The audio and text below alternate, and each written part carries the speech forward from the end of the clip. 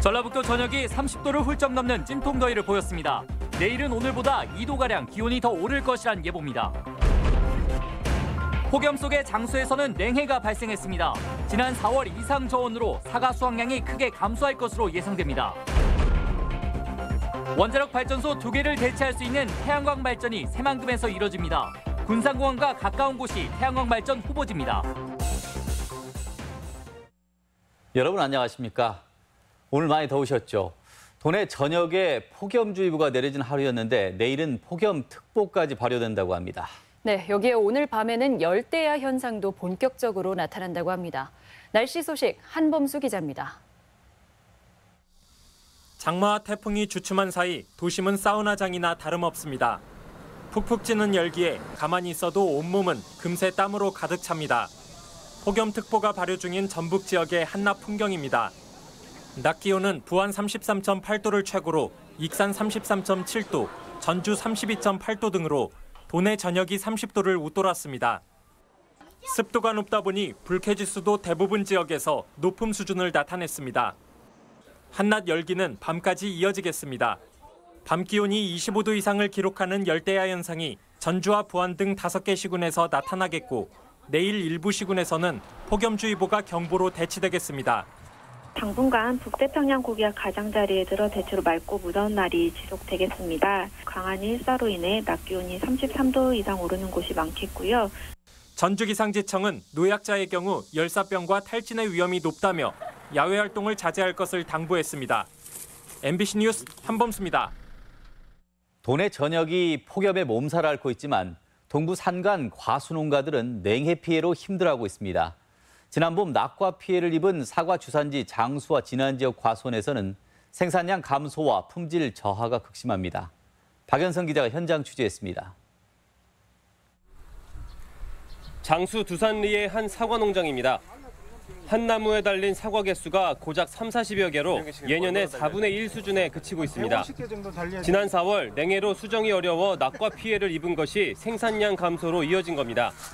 30년 이상 농사를 지어왔지만 원래처럼 이렇게 냉해 피해를 많이 받아본 적이 없었거든요. 앞으로의 살 길이 사실은 막막합니다, 이게. 인근의 다른 사과 농장도 상황은 비슷합니다. 생산량 자체도 줄었지만 더 심각한 것은 상품 가치가 있는 정품의 비율이 턱없이 떨어진다는 점입니다. 실제 냉해 피해를 입은 사과나무입니다. 이렇게 매끈매끈해야 할 사과 표면은 거칠게 변해 있고 갈색빛이 물들어 상품성은 현저히 떨어집니다. 냉해로 인한 동록 현상이 발생한 건데 사실상 시장 거래가 불가능할 정도입니다. 기형부가 생겨버리고 이렇게 이 동록이 많이 끼게 되고 이제 그런 거죠. 한 30% 정도 정품이 나오지 않겠냐 이제 이렇게 생각을 해요. 조생종인 홍로 전국 생산의 20%를 차지하는 장수의 올해 사과 매출 예상액은 550억 원 안팎으로 지난해와 비교해 매출이 30% 가까이 줄어들 전망입니다. 이 같은 상황은 또 다른 사과 주산지인 경북 지역도 크게 다르지 않아 추석 장바구니 물가까지 적지 않은 영향이 우려됩니다. 저온 피해가 생산량 감소로 이어지면서 농민들의 피해가 큰 상황입니다. 이에 따라 홍로 가격도 예년에 비해 10% 이상 상승할 것으로. 여름철 집중호우나 태풍은 이제 시작 단계나 다름없어 과수농가의 시름은 깊어만 가고 있습니다. MBC 뉴스 박연선입니다. 진드기로 전파되는 중증 열성 혈소판 감소증후군 확진자가 늘고 있어 주의가 필요합니다. 도내 중증 열성 혈소판 감소증후군 확진자는 완주군 4명을 포함해 모두 8명으로 늘었으며 도 보건당국은 산간 지역을 중심으로 집중 방역 소독과 예방 홍보를 강화하고 있습니다. 새만금을 신재생 에너지 중심지로 만드는 수상 태양광 사업이 윤곽을 드러내고 있습니다. 정부는 장기적으로 원자력을 대체하기를 바라고 있어 사업의 확장 여부가 주목됩니다. 강동혁 기자입니다. 물막이 공사가 끝난 지 10여 년, 새만금의 모습입니다. 중장비들이 분주히 오가지만 사업구역 대부분은 여전히 바다나 다름없습니다. 이처럼 용지 조성은 좀처럼 속도를 내지 못하고 있는데요. 이같이 매립되지 않는 새만금 공유 수면에 신재생 에너지 사업이 추진됩니다. 핵심은 수상 태양광으로 군산공항과 가까운 국제협력 용지와 산업연구용지 27제곱킬로미터에 사업비 4조 원 이상 투입됩니다. 비행기 이착륙에 따른 소음으로 다른 지역에 비해 개발 여력이 떨어진다는 점이 고려됐습니다. 당장 활용할 수 없는 그런 부지를 활용해서 재원을 마련하고 그것을 투자를 하는 거거든요. 그러면서 오히려 더 새만금 개발을 빨리 할 수 있다고 저희는. 계획이 확정되면 사업자 공모와 환경 영향 평가 등을 거쳐 2022년 완공이 목표입니다. 시간당 최대 발전량은 2.1기가와트 규모로 원자력 발전소 2기 발전량과 같습니다. 내부 개발이 지지부진한 상황에서 정부가 적극 나서자 도 역시 반색하고 있습니다. 발전 사업과 연계해서 기업을 유치한다든가 전북 경제의 대도약의 기회로 디딤돌로 삼는. 다만 태양광 발전은 다른 산업에 비해 고용 창출이 어려워 관련 연구기관이나 기업 유치가 향후 과제로 떠오르고 있습니다. MBC 뉴스 강동엽입니다. GM 군산공장 폐쇄 대책으로 진행되는 친환경 상용차 자율주행 기지 추진이 본격화합니다.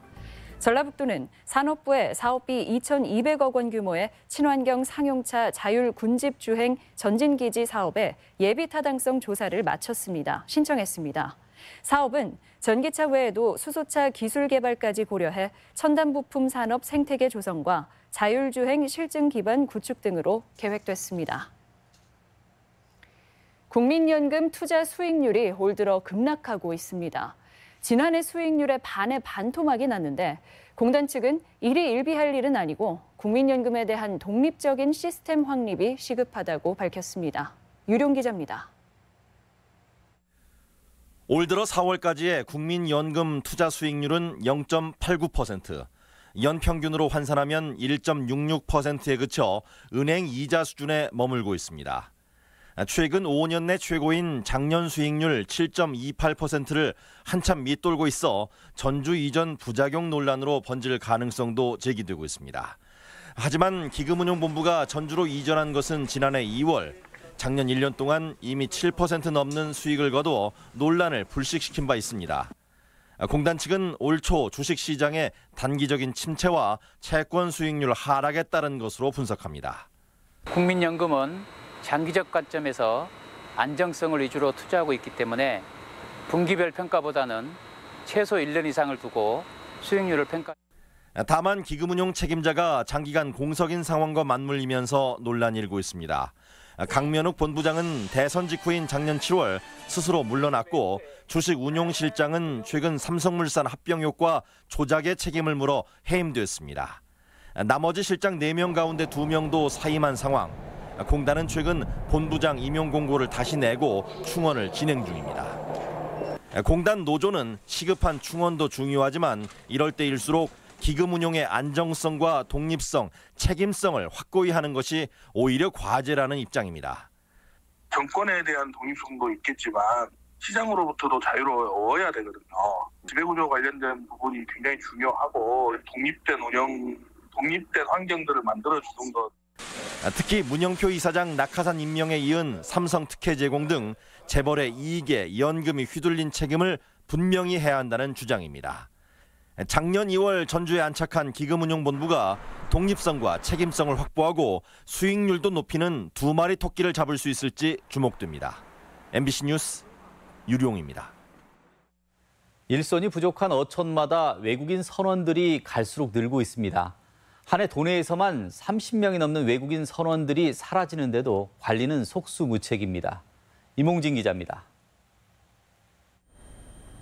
군산 옥도면 계야도는 전체 500여 주민의 3분의 1이 넘는 180명가량의 외국인 선원입니다. 캄보디아와 베트남, 동티모르까지 어로 활동과 그물 손질 등을 내국인을 대신해 이들이 척척 해내고 있습니다. 현재 군산 지역 외국인 선원은 520여 명. 이 중 80%는 20톤 미만의 어선에 승선하거나 양식이나 채취 작업만을 하도록 돼 있는 고용허가제 적용을 받고 있습니다. 그런데 산업인력 지원 형태로 국내에 들어온 외국인 근로자들은 어업의 특성상 애로사항이 많다며 무단 이탈하는 경우가 허다합니다. 안강망 힘들어요. 한 개 25kg 힘들어요. 올 들어 군산관 내에서는 30여 명의 외국인 선원이 행방을 감췄는데 문제는 그 책임을 고스란히 선주가 지게 된다는 것입니다. 관리 책임을 묻는다는 이유로 선주들은 일정 기간 외국인 선원을 추가로 고용하지 못하게 되고 일손이 달리면서 제때 어장일 하기가 버겁습니다. 외국 애들이 없으면 한국 선원들 좀 비싸더라도 한국 선원들 데려다 이제 그렇게 쓰는데 한국 선원들 쓰려면 소개비가 한 100만 원씩 줘야 돼요, 최하가. 외국인 선원들에 대한 관계기관의 철저한 감독과 관리를 요구하는 건의서가 중앙부처에 수차례 전달됐지만 허사했습니다. 이탈 신고를 하면은 고용 제한이 1년 걸리는데 이것을 좀 단축을 해줘야 지장이 조금 덜 받지. 실질 임금 상승으로 경영난을 겪고 있는 영세 고용주인 어민들이 외국인 선원들의 이딴 탈선과 관리 문제로 이중고를 겪고 있습니다. MBC 뉴스 이몽진입니다. 불황의 여파로 도내에서도 고용 불안이 지속되고 있습니다. 통계청에 따르면 지난 6월 전북 고용률은 59.2%로 1년 전보다 0.3%포인트 하락했고 실업률은 2.7%로 0.2%포인트 올랐습니다. 취업자 수는 1년 전보다 6천여 명이 감소했는데 대다수가 자영업자였습니다. 재고 부족에 쌀 가격이 강보합세를 보이고 있습니다. 산지 쌀 도매값은 80kg 기준으로 지난달 17만 4,096원에서 한 달 만에 1,688원이 올랐습니다. 평년보다 12% 높은 가격으로 산지 재고 물량이 부족한 때문이며 추가 공매가 검토되고 있습니다. 간추린 뉴스입니다. 시중은행 노조가 정년과 임금 피크제 연장, 임금 인상에 대해 사측과 합의점을 찾지 못해 2년 만에 총파업에 나섭니다. 금융노조는 2년 전 성과연봉제 도입에 반대해 파업을 한 바 있습니다. 전북 장애인 이동권 연대는 도청 앞에서 출범식을 갖고 장애인들이 콜택시를 이용하는데 지역마다 다른 요금 체계와 시간 등으로 사회활동에 제약을 받고 있다며 개선을 요구하며 시청까지 가두 행진을 벌였습니다. 오는 21일부터 나흘간 열리는 전주 오픈 국제 태권도 대회에 27개국 1,500여 명의 선수들이 참가해 겨루기와 품새 등 3개 종목에서 경쟁을 벌입니다. 대회 기간 선수단은 전통 문화를 탐방하는 프로그램에도 참여합니다.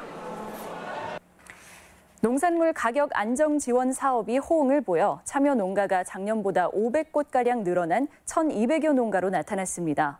전라북도는 해당 농작물 가격이 기준보다 낮을 경우 차액의 90%를 보전해줄 계획입니다. 간추린 뉴스였습니다. 시각 장애인이 손쉽게 활용 가능한 공무원 교육용 교재가 제작됩니다. 지방자치인재개발원은 국민의 평등한 교육권 보장을 위해 시각 장애인 교재를 제작하기로 했습니다. 음성 변환이 가능한 파일로 교재를 만들어 점자책에 의존해온 시각장애 공무원뿐 아니라 공무원 지망생 교육에도 활용할 계획입니다. 민주당이 지역위원장 대행 체제를 인정해 논란입니다. 민주당은 신임 지역위원장에 전주가 김윤덕, 을 김영진, 군산 최정용 등 도내 10개 지역구 위원장을 선임했습니다. 하지만 전주 을과 익산 을은 사실상 이상직 중소기업진흥공단 이사장과 한병도 청와대 정무수석 대행 체제로 당 안팎에 불만이 이어지고 있습니다. 군산 근대역사박물관이 충남 서천의 국립생태원, 국립해양생물자원관과 함께 실무협의체를 구성하고 금강권 관광광역화 사업에 속도를 냅니다. 군산 근대박물관 등 3개 전시관은 앞으로 순환버스 운영과 공동 홍보물을 발간하고 국내외 관람객 유치를 위한 제반 마케팅 활동 계획을 논의하기로 했습니다. 여야가 국회 원구성에 합의하면서 도내 출신 상임위원장 선임 여부가 주목됩니다. 국회 원구성 합의 이후 상임위원장 인선에 착수한 여야는 통상 3선 의원이 맡는 관행에 따라 18개의 상임위원장 배분 논의에 착수했습니다. 이에 따라 도내 출신 의원으로는 유일하게 민주당의 3선인 익산 이춘석 사무총장의 상임위원장 선임이 유력하게 거론되고 있습니다. 세계축제협회 한국지부 연차 총회와 피너클 어워드 시상식이 군산 새만금 컨벤션 센터에서 열렸습니다. 전북권 뉴스였습니다.